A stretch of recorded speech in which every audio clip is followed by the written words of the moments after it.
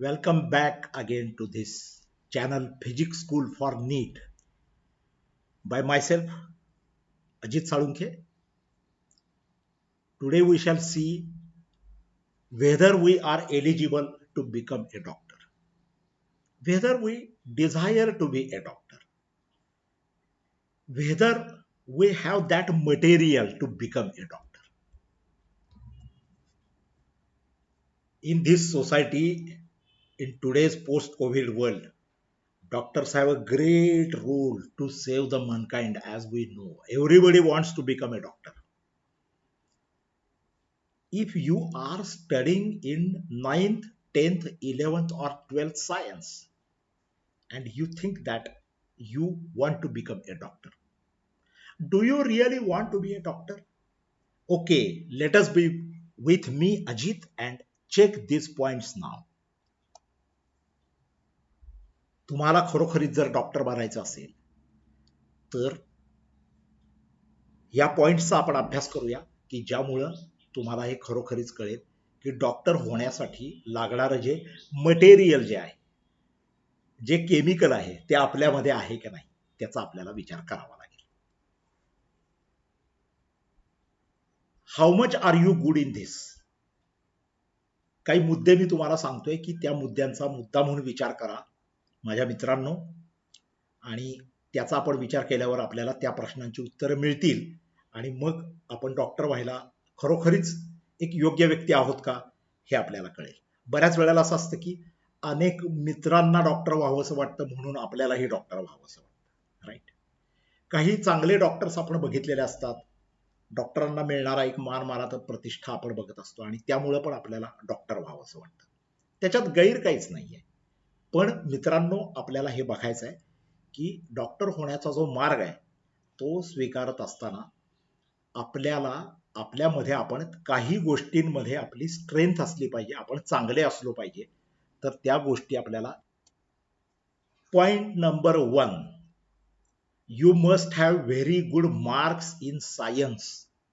नुसतं सायन्स म्हणजे science paper 1 and paper 2, 9वी आणि 10वी मध्ये 2 भाग आहेत, सायन्स पेपर 1 आणि सायन्स पेपर 2. म्हणजे थोडक्यात फिजिक्स, केमिस्ट्री, बायोलॉजी हे तिन्ही विज्ञानांच्या ज्या शाखा आहेत त्याच्यामध्ये आपल्याला दोन्हीमध्ये आपल्याला खूप चांगली गती आहे का या प्रश्नाचं उत्तर द्यायचं, आणि ते जर येस असेल तर आपण पुढे जाऊया. नुसते मार्क पडून उपयोग नाही मित्रांनो. बऱ्याच वेळेला असं होतं की आपल्याला त्या विषयामध्ये मार्क चांगले पडतात पण आपल्याला तेवढी रुची नसते. मी अनेक मुलं अशी बघितलेली आहेत की त्यांना विज्ञानामध्ये तेवढा इंटरेस्ट नसतो, म्हणजे त्यांना भाषेमध्ये इंटरेस्ट असतो किंवा त्यांना गणिती कोडी सोडवण्यामध्ये इंटरेस्ट असतो किंवा समाजशास्त्रामध्ये त्यांना इंटरेस्ट असतो, जरी मार्क्स चांगले पडत असले तरी. परंतु ज्याला डॉक्टर व्हायचं आहे त्याला विज्ञान या विषयामध्ये खरोखरचा मनापासून खूप मोठा रस असला पाहिजे. हा झाला दुसरा मुद्दा. तिसरा मुद्दा असा आहे की आपलं नेचर जे आहे ते अभ्यासू असलं पाहिजे, अभ्यासू वृत्ती आपल्याकडे असली पाहिजे. कारण बराच काळ आपल्याला डॉक्टर असण्यासाठी जी प्रवेश परीक्षा आहे ती प्रवेश परीक्षा क्रॅक करताना, आणि नुसती ती परीक्षा क्रॅक करून प्रवेश घेऊन नव्हे तर डॉक्टरी कोर्सला प्रवेश मिळाल्यानंतर सुद्धा आपल्याला प्रदीर्घ आणि मोठ्या पल्ल्याचा अभ्यास सातत्यानं करावा लागतो. आणि म्हणून तुमचं नेचर अभ्यासू आहे का हे पण आपल्याला बघितलं पाहिजे. हा आपला तिसरा मुद्दा आहे मित्रांनो. त्याच्या पुढचा मुद्दा असा आहे की आपल्याला हार्डवर्क करण्याची आपली वृत्ती आहे का. जाता येता तुम्हाला डॉक्टर होता येणार नाही किंवा आपल्याला सतत काम करावं लागतं. तुम्हाला कल्पना नसेल तर 12-12 तास आपल्याला ड्युटीज कराव्या लागतात डॉक्टर झाल्यानंतर, आणि डॉक्टर होण्यापूर्वी सुद्धा तुम्हाला जे अभ्यासाचं जे कामकाज आहे ते प्रदीर्घ काळासाठीची ती लढाई असते. एक लॉंग टर्म गोल डोळ्यासमोर ठेवून आपल्याला नीट किंवा त्या प्रकारच्या परीक्षांचा अभ्यास करावा लागतो. त्यामुळे सातत्यानं कष्ट घेऊन काम करणं हे आपल्यामध्ये आहे का. आणि शेवटचा मुद्दा असा आहे की नवीन नवीन मुद्दे समजावून घेण्याची, आत्मसात करण्याची, विज्ञानातले मुद्दे म्हणतोय मी, नवीन मुद्दे निकोपपणे उघड्या डोळेनं पाहणे, त्याच्याकडे केवळ पाठांतराचा उपयोग मुलांना इथं होत नाही, तर लर्निंगची पॅशन, पॅशन म्हणजे उत्कट भावना, जे आपल्याला शिकायचं आहे, होय मला खरोखर शिकायचं आहे, मला आवडच आहे, मला इच्छा आहे, या प्रकारची लर्निंग पॅशन ही आपल्याकडे आहे का? या 5 प्रश्नांची मुलांनो उत्तरं आपण स्वतःच्या मनाशी बघायची आणि ही जर उत्तरं पॉझिटिव्ह असतील, ही जर सकारात्मक असतील, तर आपण डॉक्टर होण्याच्या दिशेनं आपलं पुढचं पाऊल हे नक्की पडू शकतं, हे मला सांगायचं आहे. मेडिकलच्या कोर्सला प्रवेश मिळवण्यासाठी तुम्हाला ज्या प्रवेश परीक्षा द्याव्या लागतात, त्या दृष्टीने आपल्याला स्वतःला काही प्रश्न विचारले पाहिजेत. म्हणून मी असं म्हणतो की आस्क युअर सेल्फ. कुठले प्रश्न आहेत हे? हे 6 प्रश्न मी इथं तुमच्या समोर ठेवतोय. त्यातला पहिला प्रश्न असा आहे की बऱ्याच वेळेला आपल्याला असं वाटतं की डॉक्टर म्हणजे फक्त जीवशास्त्राचं ज्ञान आहे. शरीर विज्ञान जे आहे, शरीरशास्त्राचं ज्ञान आणि त्याच्याबद्दलचं आपल्याला सगळं काही खडानखडा येत असलं म्हणजे आपण नक्कीच त्या प्रवेश परीक्षेमध्ये क्वालिफाय होऊ शकतो असं बऱ्याच मुलांचा समज असतो. आणि तसं प्रत्यक्षात नसतं. पहिला प्रश्न आपल्याला हा विचारला पाहिजे की can I solve numericals in physics and chemistry. तुम्ही जर स्पर्धा परीक्षा जर बघितली मेडिकल एंट्रन्सची, मग ती नीट असेल, पूर्वी ती AIPMT होती, All India pre medical test, तर या प्रवेश परीक्षांमध्ये फिजिक्स आणि केमिस्ट्री ह्या 2 विषयांमध्ये मोठ्या प्रमाणात न्यूमरिकल्स म्हणजे प्रॉब्लेम्स हे विचारले जातात की जे प्रॉब्लेम सोडवावे लागतात आपल्याला. तर आपण या प्रकारचे फिजिक्स आणि केमिस्ट्रीतले प्रॉब्लेम मी सोडवू शकतो का? हा पहिला प्रश्न आपल्याला विचारायचा. दुसरा प्रश्न आपल्याला विचारायचा आहे स्वतःलाच की फिजिक्स आणि मॅथमॅटिक्स मध्ये असंख्य फॉर्म्युले आहेत, शेकडो हजारो फॉर्म्युले आहेत ज्याला सूत्र म्हणतो आपण. तर ती मी पाठ करू शकतो का? ती मी पाठ माझी होतात का? किंवा ती पाठ करण्याची माझी तयारी आहे का? मुलांना हा प्रश्न देखील अतिशय कळीचा प्रश्न आहे. तुम्हाला कदाचित असं वाटेल की Ajit sir is talking about the maths and what is the correlation. तर ते कोरिलेशन मी पुढे आणणार आहे आणि त्याचाही आपण विचार करणार आहोत. सध्या मला एवढंच विचारायचं आहे की फिजिक्स आणि मॅथ्स याच्यातले अनेक फॉर्म्युले मुखोद्गत करण्याची माझी तयारी आहे का? तिसरा प्रश्न मुलांना आपण स्वतःला विचारायचा आहे की can I sit for study regularly. म्हणजे नियमितपणे दररोज काही तास सातत्यानं अभ्यास करण्याची माझी तयारी आहे का? किंवा तसं बसण्याची ज्याला आपण एक मराठीमध्ये त्याला आपण बैठक म्हणतो, ती बैठक आपली आहे का? आणि नसेल तर ती बैठक सुरू करण्याची आपली इच्छा आहे का? त्याचाही आपल्याला विचार करावा लागेल. कारण आपल्याला सातत्यानं दररोज दीर्घकाळ असं काम करत राहावं लागेल. ही एक लॉंग टर्मची लढाई आहे असं मी मगाशीच सांगितलेलं होतं. त्यामुळे हा तिसरा प्रश्न आहे आपला. चौथा प्रश्न आपल्याला स्वतःला हा विचारावा लागेल की can I give full time for studying NEET exam subjects. NEET म्हणजे national eligibility cum entrance test. ही वैद्यकीय सगळ्या प्रकारच्या भारतातल्या प्रवेशांसाठी नीट ही परीक्षा द्यावीच लागते आपल्याला. त्या परीक्षेला वळसा मारून आपल्याला काही मेडिकलला ऍडमिशन कुठेच मिळत नाही. गव्हर्नमेंट कॉलेजला मिळत नाही, प्रायव्हेट कॉलेजला मिळत नाही, डीमडला मिळत नाही, कुठेच आपल्याला मिळत नाही. मग ही नीट एक्झामचे जे विषय आहेत, 3 विषय आहेत, फिजिक्स, केमिस्ट्री आणि बायोलॉजी. तर ह्या विषयांच्या अभ्यासासाठी आणि नीटच्या परीक्षेच्या तयारीसाठी मी माझा जो काही वेळ आहे दिवसभरातला, त्यातला जास्तीत जास्त काळ मी डिव्होट करू शकणार आहे का? हा माझ्या मित्रांनो पुढचा प्रश्न. मित्रांनो, हे पहिले 4 प्रश्न आहेत, हे पॉझिटिव्ह स्वरूपाचे प्रश्न आहेत की या 4ही प्रश्नांची उत्तरं जर पॉझिटिव्ह असतील तर आपल्यासाठी, तुमच्यासाठी आनंदाची गोष्ट आहे असं आपण म्हणू शकतो. 5वा आणि 6वा प्रश्न जो आहे तो नकारात्मक स्वरूपाचे प्रश्न आहेत, पण मात्र ते महत्वाचे आहेत. Do I hate mathematical part of the subject. बऱ्याच वेळेला विषयामध्ये गणिती भाग येतो. अगदी बायोलॉजीमध्ये सुद्धा काही पार्ट हा ज्याला आपण जीन्स गुणसूत्रांचा अभ्यास करतो त्यामध्ये काही गणिती स्वरूपाचा भाग येतो. फिजिक्समध्ये तर मोठ्या प्रमाणामध्ये गणिती भाग आहे, केमिस्ट्रीमध्ये मोठ्या प्रमाणात गणिती पार्ट आहे. तर या प्रकारचा मॅथमॅटिकल पार्ट आहे तो मला आवडतच नाही असं काही आहे का? कारण जर तो आपल्याला आवडत नसेल तर मग ते आपल्याला चालणार नाही. कारण फिजिक्स आणि केमिस्ट्री मध्ये जर आपल्याला चांगला स्कोअर जर मिळवायचा असेल तर आपल्याला मॅथमॅटिकल पार्ट विषयाचा हाही आपल्याला आत्मसात करावा लागेल. त्याचा तिटकारा अजिबात करून चालणार नाही. किंबहुना गणिताला प्रेमानं आपल्याला आत्मसात करावं लागेल. मग ते गणित हे गणितच असतं. ते फिजिक्स मधलं असेल, केमिस्ट्री मधले असेल किंवा गणितातलं असेल. त्यामुळे गणिती भाग हा ज्याला संख्याशास्त्रामध्ये सुद्धा, वैद्यकीय संख्याशास्त्रामध्ये याचा स्टॅटिस्टिकल पार्ट हा बराच असतो आणि त्यामुळे mathematical part of the subject knowledge ही गरजेची गोष्ट आहे. त्यामुळं 5व्या प्रश्नाचं उत्तर हे आपल्याला कशाचाही हेट करून उपयोग होणार नाही. केवळ बायोलॉजी आवडतंय म्हणून मी तिकडे जातो, मला गणित जमत नाही किंवा मला गणित आवडत नाही म्हणून मी डॉक्टर होण्याचा प्रयत्न करतो, तर याच्यातून काही मित्रांनो हाताशी लागत नाही. 6वा प्रश्न असा आहे की do I like only biology. कित्येकदा मुलांना असं होतं की मुलांचा आवडीचा विषय असतो बायोलॉजी म्हणजे जीवशास्त्र, आणि त्याच्यामध्येच पुढे आपल्याला शरीरविज्ञान किंवा ज्याला मेडिकल सायन्सचा उगम त्यामध्ये होतो. बरोबरच आहे, परंतु बायोलॉजीमध्ये बॉटनी आणि झूलॉजी आणि जनरल बायोलॉजी असे 3 भाग असतात. परंतु कित्येकांना फक्त बायोलॉजीच आवडत असतो आणि फक्त बायोलॉजी आवडतो, फिजिक्स येत नाही किंवा आवडत नाही, केमिस्ट्री तेवढं जमत नाहीये, आवडत नाहीये. तर अशा परिस्थितीमध्ये तुम्हाला मेडिकलची परीक्षा, नीट परीक्षा ही क्रॅक करणं ही अत्यंत अवघड गोष्ट असणार आहे, हे आपण लक्षात घेतलं पाहिजे. म्हणून आस्क युअर सेल्फ, यामध्ये पहिल्या 4 प्रश्नांची उत्तरं पॉझिटिव्ह असली पाहिजेत, म्हणजे होकारात्मक असली पाहिजेत, आणि पुढचे जे 2 प्रश्न आहेत त्याची उत्तरं मात्र नकारात्मक असली पाहिजेत. तर मग आपण नक्कीच त्यासाठी फिट आहोत असं समजायला हरकत नाही.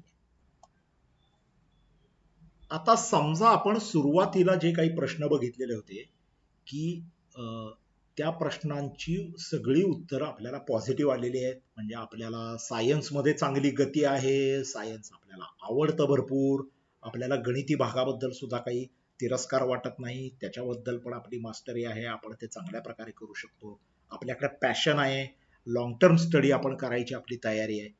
ह्या सगळ्या गोष्टी असल्यानंतर आपण असं म्हणू शकतो की नीट परीक्षा फोडण्यासाठी किंवा क्रॅक करण्यासाठी लागणारं बेसिक मटेरियल जे आहे, जे केमिकल आहे, ते माझ्यामध्ये आहे. ओके, आता ही परीक्षा क्रॅक करण्यासाठी नेमकं काय काय लागणार आहे त्याचा आपण 1 बाय 1 विचार करूया. म्हणजे हा पुढचा भाग झाला की समजा डॉक्टर होण्यासाठी आपण सुटेबल आहोत, तर आता डॉक्टर होण्यासाठी आपल्याला काय करावं लागेल, त्यासाठी महत्वाचा मुद्दा आहे नीटची परीक्षा. आणि त्या परीक्षे पहिला पॉइंट आपण असा बघत आहोत की complete understanding and study. Understanding म्हणजे पूर्णतः मुलांना समजावून घेतलं पाहिजे आपल्याला, वरवरच्या अभ्यासाचा काडीचाही उपयोग होत नाही. कम्प्लीट अंडरस्टँडिंग आणि अभ्यास.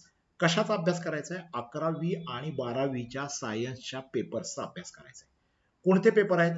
तर हे आहेत फिजिक्स, केमिस्ट्री आणि बायोलॉजीचे पेपर्स, आणि 11वी आणि 12वीच्या सीबीएसई बोर्डाचा सिलेबस हा या परीक्षेसाठी आहे. आणि त्यामुळे सीबीएसई बोर्डाचा 11वी 12वीचा संपूर्ण सिलेबस जो आहे त्या सिलेबसचा आपल्याला इन डेप्थ स्टडी, अतिशय detail study, point two point and complete study along with the understanding हा आपल्याला या केसमध्ये गरजेचा आहे.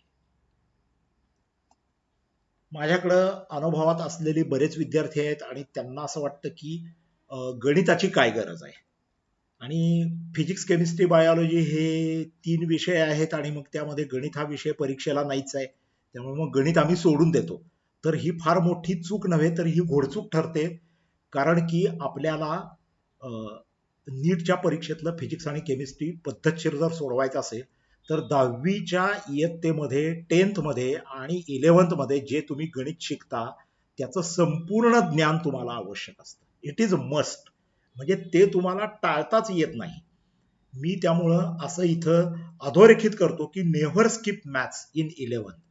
खूप मुलं किंवा वेगळे वेगळे क्लासेस सुद्धा मेडिकलच्या प्रवेश परीक्षेसाठी ऍडमिशन देताना फक्त पीसीबी पुरतं शिकवतात, फिजिक्स, केमिस्ट्री, बायोलॉजी, आणि सांगतात की गणित तुम्ही सोडून द्या. तर हा माझ्या मते अतिशय चुकीचा सल्ला आहे.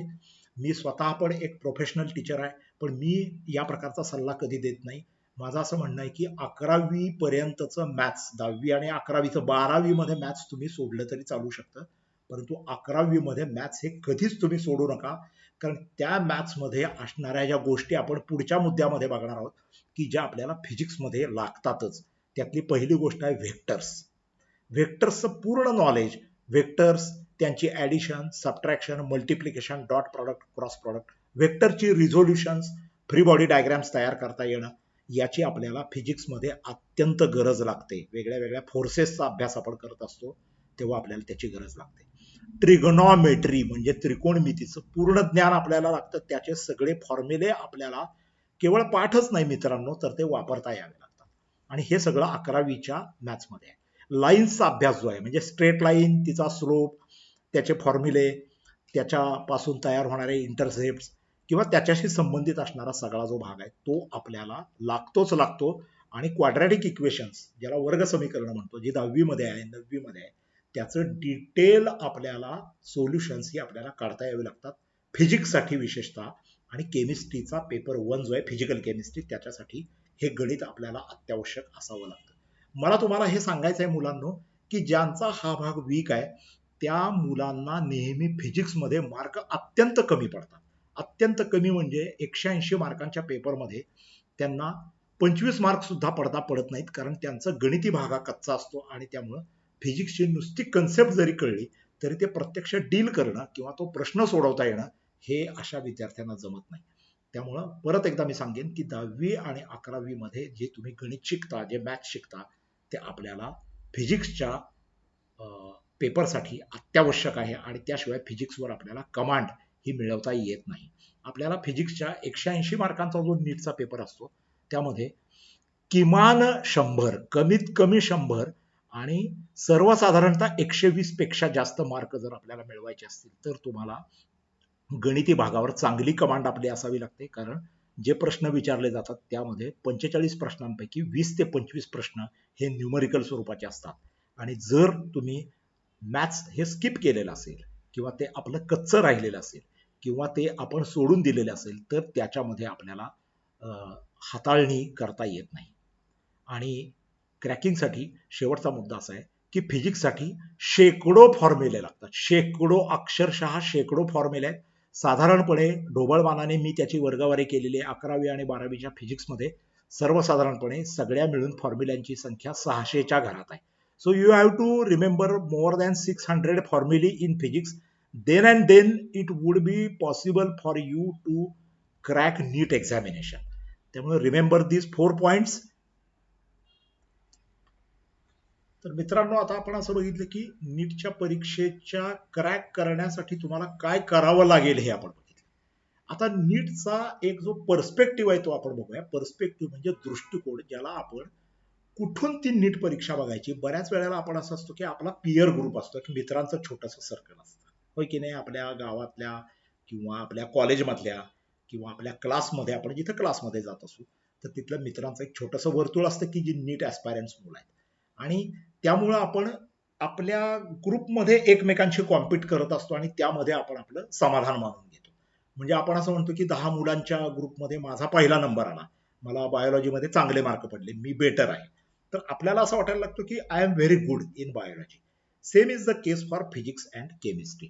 परंतु पहिलाच मुद्दा मला हा सांगायचा की नीट हे ध्येय ठेवताना, टार्गेट आपण करत असताना आपल्याला या ध्येयाकडे कसं बघावं लागेल. तर नीट ही नॅशनल लेव्हलची एक्झाम आहे, ती राष्ट्रीय पातळीवरची परीक्षा आहे. आणि या परीक्षेला लक्षावधी मुलं भारतभरातून बसत असतात. आणि या सगळ्या मुलांशी तुमची स्पर्धा असते. ज्या काही एमबीबीएसच्या किंवा डेंटलच्या बीडीएसच्या जागा आहेत त्या जागा नॅशनल लेव्हलला आणि बाकीच्या जागा ह्या स्टेट लेव्हलला तुमच्या भरल्या जाणार आहेत. तर त्यावेळेला तुम्हाला तुमची कॉम्पिटिशन तुमच्या वर्गातल्या, शाळेतल्या किंवा तुमच्या क्लासमधल्या छोट्या ग्रुपशी तुमची स्पर्धा नसून तुमची नॅशनल लेव्हलला स्पर्धा आहे. आणि त्यामध्ये जागांचं प्रमाण बघितलं तर ते खूप कमी आहे, हेही आपल्याला लक्षात ठेवलं पाहिजे. म्हणजे फॉर एक्झाम्पल नीटच्या परीक्षेला साधारणतः आपण असं म्हणू शकतो की जर देश पातळीवरती एक 16 लाख विद्यार्थी बसलेले असतील तर या 16 लाख विद्यार्थ्यांपैकी आपली कॉम्पिटिशन आहे. आणि त्या 16 लाख विद्यार्थ्यांमध्ये ज्या काही एमबीबीएसच्या जागा असणार आहेत त्या एमबीबीएसच्या किंवा बीडीएसच्या जागांसाठी आपल्याला फाईट करायची, असा आपल्याला विचार करता यावा लागेल. म्हणून नीटचा आखणी करताना किंवा विचार करताना मित्रांनो तो त्या पद्धतीनं आपल्याला करावा लागेल. आता दुसरा मुद्दा जो आहे, नुसतं टार्गेट करून उपयोग नाही तर त्याचा प्लॅन पण करावा लागेल आणि ते क्रॅक पण करावा लागेल. तिहेरी सूत्र आहे, तर त्याचे मी पहिल्या भागामध्ये या गोष्टी सांगतोय की always start from basic concept in each subject. प्रत्येक विषयामधल्या अतिशय फंडामेंटल, ज्याला अतिशय बेसिक अशा ज्या गोष्टी आहेत तिथून सुरुवात करावी लागेल. काही गोष्टी आपल्याला 9वी 10वी मध्ये पण कळलेल्या नसतात, 11वी मध्ये आल्यानंतर त्या सोडून देता येणार नाही, तर त्यातल्या मुळाशी जाऊन त्या परत एकदा आपल्याला समजावून घ्याव्या लागतील.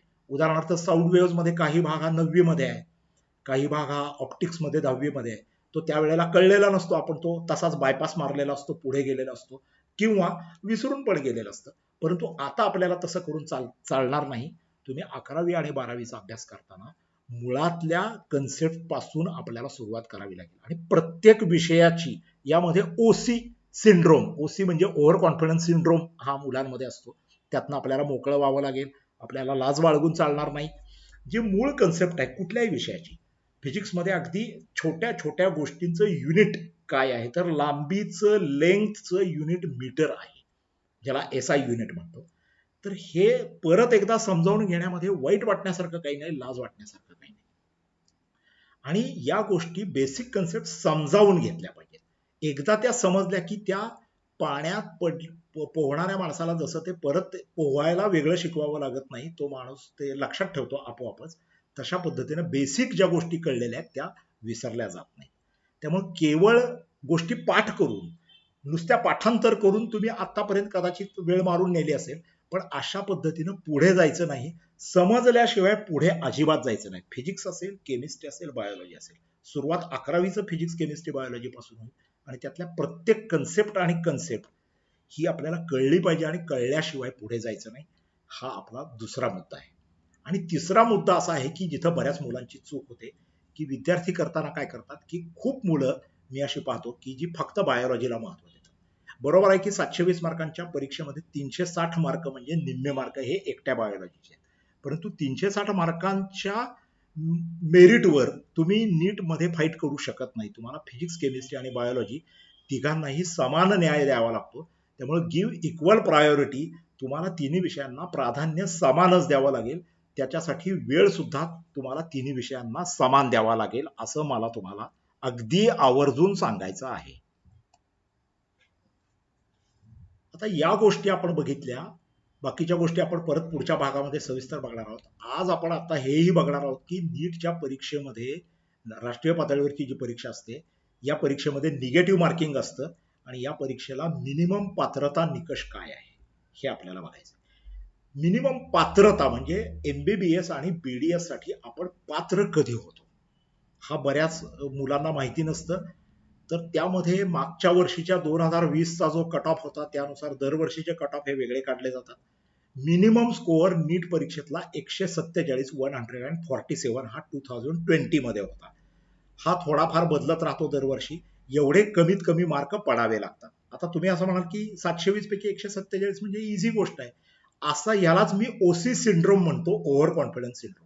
प्रत्यक्षात तुमच्या असं लक्षात येईल की ज्या वेळेला ऑनलाईन टेस्टिंग प्लॅटफॉर्मवर जेव्हा तुम्ही टेस्ट द्यायला सुरुवात करता त्यावेळेस ते किती अवघड आहे हे तुमच्या लक्षात येईल. आणि निगेटिव्ह मार्किंगचा रोल हा खूप फॅटाल असतो, सापशिडी सारखा खेळ असतो. शिडीने तुम्हाला मार्क मिळतात आणि सापांमुळे तुमचे मार्क जातात. अशा प्रकारे तुमची मार्कांची गोळाबेरीज कमी कमी कमी होत होत प्रत्येक विषयामध्ये तुम्हाला 25-30 असे जर मार्क पडत गेले तर मार्कांची सगळी मिळून गोळाबेरीज 724 पैकी 120 च्या आसपास जर आली तर आपल्याला पात्रता मिळत नाही, म्हणजे आपल्याला कोणत्या कॉलेजसाठी आपण पात्रच होत नाही नॅशनल लेवलला आणि आपल्याला प्रवेश अर्ज करता येत नाही. हा नीटच्या परीक्षेतला कमीत कमी स्कोअर लागतो आणि हा दरवर्षी बदलत असतो. दुसरा पात्रता निकष जो आहे तो बोर्डाच्या परीक्षेमध्ये फिजिक्स, केमिस्ट्री आणि बायोलॉजी ह्या 3 विषयांचे 300 पैकी 150 मार्क म्हणजे निम्मे मार्क हे आपल्याला त्यामध्ये पडलेच पाहिजेत. बऱ्याच मुलांना असं वाटतं की फक्त नीटचा अभ्यास करूया, बोर्डाच्या परीक्षेकडे लक्ष देण्याचं काही कारण नाही, त्याच्याकडे आपण दुर्लक्ष केलं तरी चालेल. परंतु मित्रांनो, हे अतिशय चुकीचं आहे. कारण बेस सिलेबस हा बोर्डामध्ये आहे, तो आपल्याला करावा लागेल, तो चांगला करावा लागेल, तो भक्कम करावा लागेल. साधारण नीटच्या परीक्षेमध्ये व्हेरी हाय स्कोअर जर व्हायचा असेल तर बोर्डाच्या परीक्षेतला स्कोअर हा 80-90% पुढे तरी तो असावा लागतो.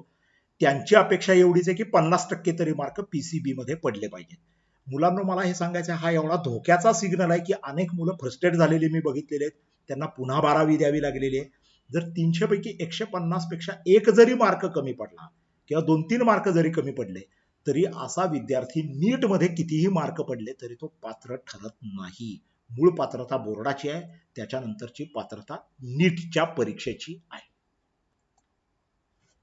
अर्थात केवळ 147 मार्क पडल्यामुळे तुम्हाला कोणीही MBBS ला किंवा BDS ला प्रवेश देत नाही. आपण जर गव्हर्नमेंट कॉलेजेसचा जर विचार केला नीट परीक्षेतल्या, तर आपल्याला असं लक्षात येईल MBBSच्या गव्हर्नमेंट कॉलेजेसच्या महाराष्ट्रातल्या ऍडमिशनसाठी सर्वसाधारणपणे कट ऑफ मेरिट गेल्या वर्षीचं विचारात घेतलं तर अंदाजे आपल्याला 550 मार्क हे मिळवले पाहिजेत. 550 मार्क कमीत कमी मिळवले पाहिजेत. जर आपल्याला ते मार्क मिळवले तर आपल्याला गव्हर्नमेंट कॉलेजला MBBS ला किंवा BDS ला प्रवेश मिळण्याची मोठी शक्यता आहे. ह्याच्यापेक्षा कमी मार्क पडले तर आपल्याला कदाचित प्रवेश मिळू शकतो, पण प्रचंड फीस भरून तुम्हाला प्रायव्हेट कॉलेजला जावं लागतं. आणि मी प्रायव्हेट कॉलेजच्या ऍडमिशन्स या अगदीच परिस्थिती तशी असेल तरच त्याचा आपण विचार करावा. आपण शासकीय महाविद्यालयांचाच विचार करावा, कारण नुसता पैशांच्या बाबतीत नव्हे तर क्वालिटीच्या बाबतीत, एज्युकेशनची क्वालिटी, मिळणारं शिक्षण, असणारा स्टाफ, त्या पद्धतीचं असणारं जी मुलांना मिळणारी जी प्रॅक्टिस असते, या सगळ्याचा जर विचार केला तर शासकीय महाविद्यालयामध्ये तुम्हाला ऍडमिशन जर मिळवायची असेल तर MBBS साठी गव्हर्नमेंट कॉलेजला प्रवेश मिळवण्यासाठी 550 मार्क हे आपल्याला मुलांनो मिळवता आलेच पाहिजेत. या निमित्तानं आपण भारतातल्या, कारण नीट ही नॅशनल लेव्हलची परीक्षा आहे, त्या परीक्षेतला 15% कोटा, 15% कोटा जो आहे त्याला आपण ऑल इंडिया कोटा म्हणतो, त्याच्यातून आपल्याला आपल्या राज्याखेरीज म्हणजे महाराष्ट्राखेरीज अन्य देशातलं कोणतंही कॉलेज देखील मिळू शकतं. याला आपण 15% ऑल इंडिया कोटा असं आपण म्हणतो. मग आपल्याला हा प्रश्न विचारला पाहिजे की संपूर्ण भारताचा जर विचार केला तर कोणती शासकीय महाविद्यालय ही टॉपमोस्ट आहेत, असा रँक वाईज आपण त्याचा विचार करूया.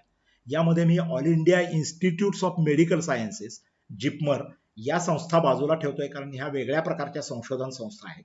परंतु या संस्था जर वगळल्या तर आपण केवळ शासकीय महाविद्यालय, गव्हर्नमेंट कॉलेजेसचा जर विचार केला तर तुमच्या असं लक्षात येईल की पहिल्या क्रमांकावर जे कॉलेज आहे ते आहे देशातलं मौलाना आझाद मेडिकल कॉलेज, नवी दिल्ली. या ठिकाणचा जर आपण बघितला तर पहिल्या 100रातच तुमचा रँक ऑल इंडियामध्ये असावा लागतो. रँक म्हणजे तुमचा मेरिट क्रमांक पहिल्या 100रातच जर असेल देश पातळीवर तर तुम्हाला या ठिकाणी प्रवेश मिळू शकतो. दुसऱ्या नंबरचं जे कॉलेज आहे ते आहे वर्धमान महावीर मेडिकल कॉलेज. हे देखील नवी दिल्ली इथलंच आहे. दिल्लीमधलं अत्यंत सुप्रसिद्ध असं सफदरजंग हॉस्पिटल याच्याशी हे कॉलेज जोडलेलं आहे. या ठिकाणी देखील प्रवेश मिळवणं हे अतिशय चुरशीची बाब आहे. भारतातलं हे दुसऱ्या क्रमांकाचं मेडिकल कॉलेज आहे असं आपण म्हणू शकतो. तिसऱ्या क्रमांकाचं जे मेडिकल कॉलेज आहे ते आहे university college of medical sciences, नवी दिल्ली. अशा प्रकारे तिन्ही पहिली टॉप 3 कॉलेजेस ही दिल्लीमधली आहेत आणि या ठिकाणी प्रवेश मिळवण्यासाठी तुमचा मेरिट क्रमांक हा अतिशय उच्च दर्जाचा, अतिशय उच्च कोटीतला असावा लागतो. चौथ्या क्रमांकाचं जे देशातलं मेडिकल कॉलेज आहे ते आहे मुंबईमध्ये म्हणजे महाराष्ट्रामध्ये आहे, परेलला असणारं सेठ GS मेडिकल कॉलेज. हे KEM हॉस्पिटलशी जोडलेलं आहे मुंबईच्या. हे महाराष्ट्रातलं पहिल्या क्रमांकाचं आणि देशातलं चौथ्या क्रमांकाचं मेडिकल कॉलेज आहे. हे शासकीयच मेडिकल कॉलेज आहे. आणि 5व्या क्रमांकाचं मेडिकल कॉलेज हे परत एकदा दिल्लीमध्ये आहे, Lady Hardinge medical college of women. हे मुलींसाठीचं कॉलेज आहे. अशा प्रकारे या प्रकारे भारतातली पहिली 5 ज्याला top MBBS institutes in India या ठिकाणी जर तुम्ही गेलात तर त्यासाठी साधारणपणे काय असलं पाहिजे तर मी तुम्हाला सांगेन की या ठिकाणी तुम्हाला ऍडमिशन मिळवायची असेल तर जी काही बसणारी 18 ते 20 लाख विद्यार्थी दरवर्षी जे काही बसतात नीटच्या परीक्षेला, त्यामध्ये टॉप रँकिंग म्हणजे देशातल्या पहिल्या 1000 विद्यार्थ्यांमध्ये जर तुमचा रँक आला तर तुम्हाला या ठिकाणी प्रवेश हा नक्की मिळू शकतो आणि त्या ठिकाणी तुमच्या करिअरची अतिशय जबरदस्त सुरुवात होऊ शकते. आता त्याचबरोबर आपण महाराष्ट्र राज्यामधली टॉप MBBS कॉलेजेसचा आपण विचार करूया की आपल्याला जर केवळ मेडिकलला ऍडमिशन मिळवणे, MBBS ला शासकीय महाविद्यालयात ऍडमिशन मिळवणे तर आपलं उद्दिष्ट 550च असलं पाहिजे. परंतु आपल्याला चांगल्या दर्जाची कॉलेजेस पाहिजे. उदाहरणार्थ आत्ताच ज्याचा उल्लेख केला सेठ GS मेडिकल कॉलेज जे KEM हॉस्पिटल अर्थातच मुंबई, किंवा BJ मेडिकल कॉलेज पुण्याचं हे गाजलेलं, लोकमान्य टिळक मेडिकल कॉलेज म्हणजे सायन हॉस्पिटलशी जोडलेलं आहे, किंवा ग्रँड मेडिकल कॉलेज म्हणजे JJ रुग्णालय मुंबईतलं, किंवा नायर हॉस्पिटलशी जोडलेलं मेडिकल कॉलेज. अशा प्रकारच्या टॉप लेव्हलची ही जी 5 कॉलेजेस आहेत महाराष्ट्र राज्यातली, त्याच्यामध्ये जर मुलांना तुम्हाला प्रवेश मिळवायचा असेल तर तुमचा स्कोअर हा नीटच्या परीक्षेत 600 पेक्षा जास्त असला पाहिजे, हे लक्षात ठेवलं पाहिजे. म्हणजे खरोखर चांगल्या दर्जाचं राज्यातलं मेडिकल कॉलेज, ज्याला आपण 85% कोटा म्हणतो नीटच्या परीक्षेतला, तर तुम्हाला 600 पेक्षा जास्त मार्क हे मिळवले पाहिजेत. फिजिक्स, केमिस्ट्री आणि बायोलॉजीचे एकूण मार्क्स निगेटिव्ह मार्कांचा फटका सोडून शुद्ध मार्क जे आता पडणार आहेत, जे शिल्लक राहिलेले जे मार्क आहेत, त्यानुसार आपल्याला 600 स्कोअर असला पाहिजे. आपण एक आढावा घेऊ शकतो की गेल्या वर्षी म्हणजे 2020चा नीटचा कट ऑफ जो आहे तो मुंबईच्या जीएस मेडिकल कॉलेजमध्ये 644 मार्कांचा कट ऑफ लागलेला होता ओपन मेरिटसाठी. म्हणजे शेवटच्या विद्यार्थ्याचे मार्क 644 होते ऍडमिशन घेणाऱ्या लास्ट स्टुडंटचे. तर पुण्याचं जे बीजे मेडिकल कॉलेज आहे, जे ससून हॉस्पिटलला जोडलेलं आहे, तर अशा ठिकाणी 601 मार्कांचा कट ऑफ हा या ठिकाणी लागलेला होता. याचा अर्थ मुलांना असा आहे की उत्कृष्ट अशा मेडिकल कॉलेजमध्ये आपल्याला एमबीबीएसचं शिक्षण घ्यायचं असेल तर कमीत कमी 600 मार्कांचं ध्येय आपल्याला ठेवलं पाहिजे आणि त्यानुसार आपल्याला आपली वाटचाल ही चालू ठेवली पाहिजे. त्यामुळं आजच तुमचा गोल, तुमचं लक्ष, तुमचं ध्येय ठरवायला हातात घ्या. डिसाइड युअर गोल. आणि त्याचे परत एकदा मी मुद्दे सांगतो. हा व्हिडिओ परत एकदा बघा तुम्ही. आणि त्याचबरोबर हे माझं जे चॅनल आहे physics school for NEET by Ajit sir, हे तुम्ही जरूर लाईक करा, फॉलो करा आणि सबस्क्राईब करा. मी शेवट करतोय, तुमच्याकडे ते मटेरियल आहे का? सुरुवातीच्या व्हिडिओच्या भागामध्ये आपण जे बघितलं की डॉक्टर बनण्यासाठी आवश्यक असणारे जे निसर्गदत्त मटेरियल माझ्याकडे आहे का? दुसरा मुद्दा असा आहे की जर ते मटेरियल माझ्याकडे असेल तर start your planning for NEET exam today. तुम्ही 10वीत असाल किंवा 11वीत असाल, विशेषतः 10वीच्या परीक्षा आता झालेल्या आहेत. परीक्षा झालेल्या नाहीत परंतु विद्यार्थ्यांना पुश मिळालेला आहे आणि मुलं आता 11वीमध्ये येत आहेत आणि काही दिवसातच तुमचा 15 जुलैला रिझल्ट जाहीर होईल. परंतु तुम्हाला नीट परीक्षेच्या तयारीची सुरुवात आत्तापासून करावी लागेल जर ते मटेरियल तुमच्याकडे असेल तर. याचे टप्पे असे आहेत की स्टार्ट अर्ली, सुरुवात लवकर करा. अभ्यासाचा आवाका खूप मोठा आहे, तो लवकर अभ्यासाची सुरुवात करा. अनेकदा रिवाइज करा, revise many times. Solve test, अनेक टेस्ट सोडवत राहा, अनेकदा टेस्ट सोडवा. मात्र टेस्ट देताना पूर्ण अभ्यास करून तयारी करून टेस्ट दिली पाहिजे. आणि ऍसेस युअर सेल्फ, सतत स्वतःचं असेसमेंट म्हणजे स्वतःचं मूल्यमापन करत राहा. आपले विकनेस कुठले आहेत ते आपल्याला शोधता आले पाहिजे. समजा मला असं वाटत असेल की फिजिक्सच्या न्यूमेरिकल मध्ये मी अजून कच्चा आहे किंवा मी अजून कच्ची आहे, तर मला तिकडे थोडं जास्त लक्ष दिलं पाहिजे. कशामुळे ते तसं होतं हे बघितलं पाहिजे. जर समजा असं वाटलं की ट्रिग्नॉमेट्रीचं लॅकिंग आहे म्हणून ते कच्चं आहे, तर ट्रिग्नॉमेट्री सुधारली पाहिजे. उदाहरण म्हणून मी या ठिकाणी सांगतोय, आपलं स्वतःचं मूल्यमापन सतत करत राहिलं पाहिजे आणि त्यानुसार आपल्या अभ्यासातले कच्चे दुवे हे शोधत राहिले पाहिजे. त्याचबरोबर give your maximum time for exam preparation and study. परीक्षेच्या तयारीसाठी आणि अभ्यासासाठी जास्तीत जास्त कालावधी हा शोधला पाहिजे. इतर ऍक्टिव्हिटी, छंद हे जरा दूरच ठेवले पाहिजेत. एखादा विरंगुळा किंवा छंद असावा, परंतु मालिका बघणे, अनावश्यक असे मोबाईल गेम खेळत राहणे, पबजीच्या नादाला लागणे, अशा गोष्टींमधून जेवढ्या लवकर आपण बाहेर पडू तेवढं मित्रांनो आपला फायदा होईल. बऱ्याच मुलांना टीव्हीच्या सिरियलला ऍडिक्ट झालेले असतात किंवा कॅन्डी क्रश सारख्या गेम मध्ये ते अडकून बसलेले असतात आणि त्यातनं निर्माण तर काहीच होत नाही. किंवा नुसतंच काहीतरी नेटवरती आपण बघत राहतो, त्याचाही काही उपयोग होत नाही. आपल्याला दररोज कालावधी अभ्यासाचा एक टाइम पिरियड ठरवला पाहिजे आणि त्यानुसार आपल्याला काम करावं लागेल. प्रत्येक व्यक्ती टू व्यक्ती हा कालावधी वेगळा वेगळा असू शकतो. पण मी तुम्हाला असं सांगेन की दररोज 4.5 तास हे तुम्हाला डिव्होट करावे लागतील. 2 वर्ष तुम्हाला बांधून घेऊन, आखून घेऊन काम करावं लागेल. त्यामुळे जास्तीत जास्त काळ, 4.5 हे कमीत कमी मी सांगितले, जास्तीत जास्त काळ तुम्हाला त्या अभ्यासासाठी द्यावा लागेल. त्यासाठी टिपणं काढावे लागतील, नोट्स काढावे लागतील, शंका विचाराव्या लागतील. तुमच्या शिक्षकांशी विचारा, तुमच्या क्लासचे सर आहेत त्यांना विचारा, प्रोफेशनल जे टीचर आहेत, ऑनलाईन टीचर आहेत माझ्यासारखे, त्यांना विचारा. या प्रकारे तुम्हाला मॅक्झिमम टाइम द्यावा लागेल. आणि हे लक्षात घ्या की डॉक्टर होण्यासाठी आणि नीटची परीक्षा क्रॅक करण्यासाठी केवळ माझ्याकडे बुद्धिमत्ता आहे त्याचा उपयोग नाही, केवळ माझ्याकडे पॅशन आहे त्याचा उपयोग नाही, मी फक्त हार्ड वर्किंग आहे, माझ्याकडे खूप चिकाटी आहे त्याचाही उपयोग नाही.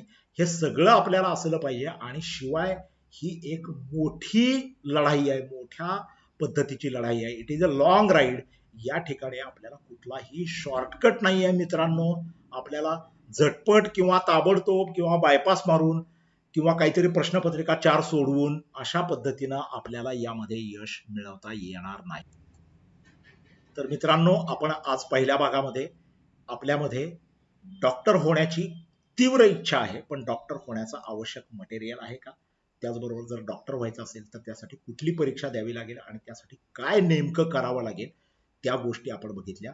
याच्या खेरीज पुढचा भाग पण येणार आहे आणि त्याच्यामध्ये नीटची प्रत्यक्ष तयारी कशी करायची ह्याचे सविस्तर चर्चा आपण त्याही भागामध्ये करणार आहोत. Don't forget to subscribe this channel physics school NEET. भेटूया परत. तुम्हाला डॉक्टर होण्यासाठी माझ्या खूप खूप शुभेच्छा आहेत. थँक्यू.